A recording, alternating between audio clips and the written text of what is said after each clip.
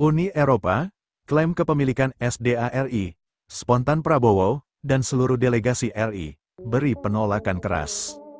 Indonesia menghadapi jegalan kuat, dari sejumlah kekuatan asing yang memang menginginkan mineral mentah, kemudian hal ini berdampak pada kekalahan RI di WTO, yang dikhawatirkan malah terjadi pengucilan. Uni Eropa tidak terima. Indonesia mengajukan banding gugatan di Organisasi Perdagangan Dunia, World Trade Organization, WTO, atas kekalahan gugatan pada Oktober lalu, terkait larangan ekspor biji nikel. Staf khusus Menteri Perdagangan Bidang Perdagangan Internasional, Bara Hasibuan menegaskan bahwa Uni Eropa seharusnya menghormati Indonesia, terkait putusan RI untuk mengajukan banding gugatan di WTO. Sebab, banding gugatan menjadi hak panel yang aturannya resmi ada di WTO. EU tidak suka kita banding, mereka anggap keputusan pertama itu kita harus patuhi. Tapi kan gak bisa, kita diberi hak untuk panel banding. Kalau belum terbentuk panel banding bukan salah kita dong. Amerika tutup panel banding, karena mereka tuntut reformasi besar-besaran, kata Bara dalam Kudagri CNCB Indonesia, melawan UU anti-deforestasi Uni Eropa.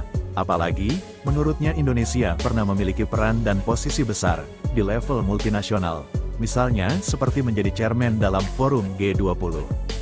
Indonesia, tambahnya, dalam forum tersebut memiliki andil keterlibatan yang baik, hingga memiliki leverage yang besar sebagai negara emerging economy.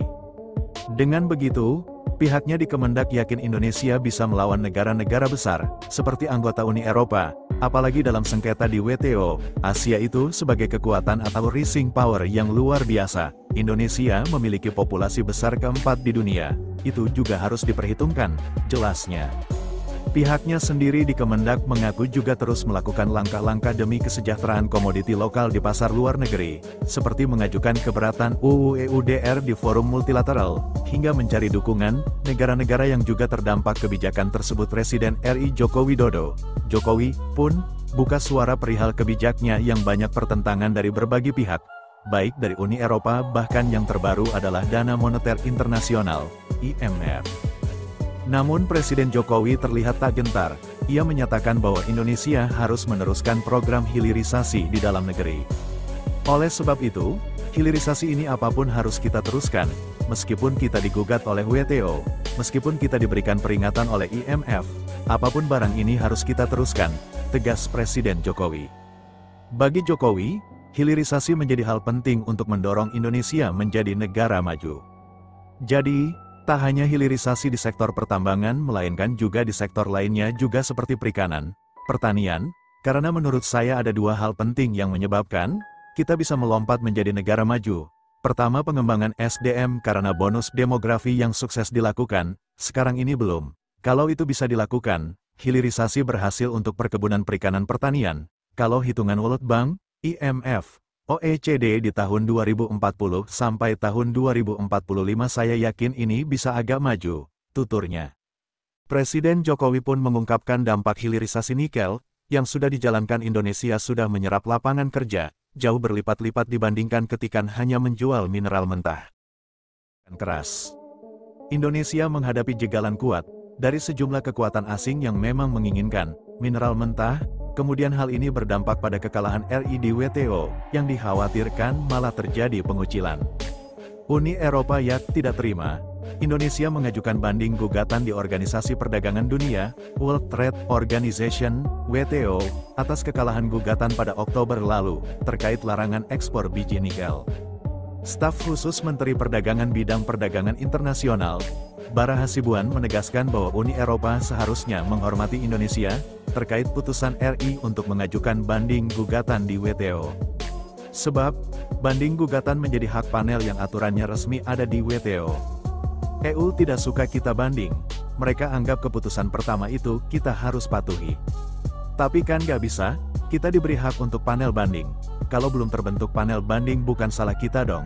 Amerika tutup panel banding, karena mereka tuntut reformasi besar-besaran, kata Bara dalam Kudagri CNCB Indonesia, melawan UU anti-deforestasi Uni Eropa. Apalagi, menurutnya Indonesia pernah memiliki peran dan posisi besar, di level multinasional. Misalnya, seperti menjadi chairman dalam forum G20. Indonesia, tambahnya, dalam forum tersebut memiliki andil keterlibatan yang baik, hingga memiliki leverage yang besar sebagai negara emerging economy. Dengan begitu, pihaknya di Kemendak yakin Indonesia bisa melawan negara-negara besar, seperti anggota Uni Eropa, apalagi dalam sengketa di WTO. Asia itu sebagai kekuatan atau rising power yang luar biasa. Indonesia memiliki populasi besar keempat di dunia, itu juga harus diperhitungkan, jelasnya. Pihaknya sendiri di Kemendak mengaku juga terus melakukan langkah-langkah demi kesejahteraan komoditi lokal di pasar luar negeri, seperti mengajukan keberatan UU EUDR di forum multilateral, hingga mencari dukungan negara-negara yang juga terdampak kebijakan tersebut. Presiden RI Joko Widodo, Jokowi, pun buka suara perihal kebijaknya yang banyak pertentangan dari berbagai pihak, baik dari Uni Eropa bahkan yang terbaru adalah Dana Moneter Internasional, IMF. Namun Presiden Jokowi terlihat tak gentar. Ia menyatakan bahwa Indonesia harus meneruskan program hilirisasi di dalam negeri.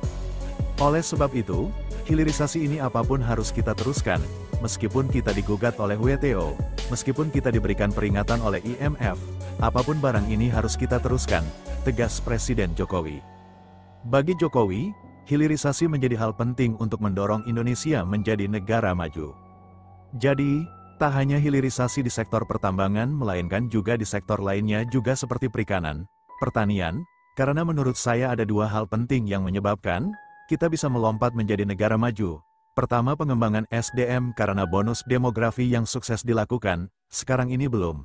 Kalau itu bisa dilakukan, hilirisasi berhasil untuk perkebunan perikanan pertanian. Kalau hitungan World Bank, IMF, OECD di tahun 2040 sampai tahun 2045 saya yakin ini bisa agak maju, tuturnya.